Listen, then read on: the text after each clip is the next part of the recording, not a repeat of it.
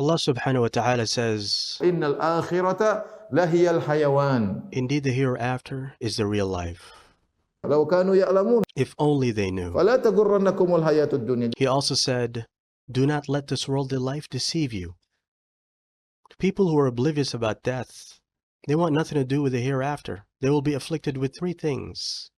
This is what the Salaf say. And those three things, they are lazy in their ibadah. If they sin, they refuse to repent immediately. And the third one is, they're not in qana'ah. These are the three diseases who don't remember death. Why? Because they think of death as nothing. When they sin, they don't feel the need to repent. And lazy to worship. And qana'ah with their wealth. But those who think of death, they know that they will leave this world, that Allah can take his life anytime. That realization encourages them to do ibadah immediately because they prepare for the hereafter. If they know they have done something, they will repent.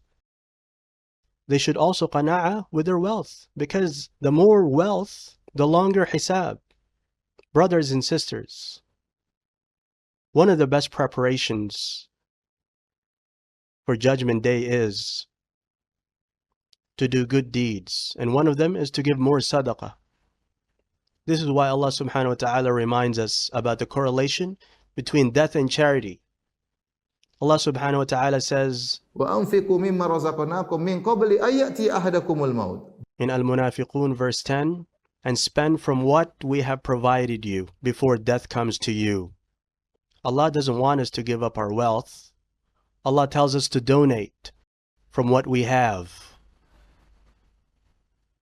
فيقول رب لولا. Then Allah subhanahu wa ta'ala says in Al-Munafiqun verse 10, when death comes, they will wish, فأصدق. Ya Rab, could you delay me for a brief term, so I'll give in charity, and I'll be among the righteous. But Allah says, no delaying at all.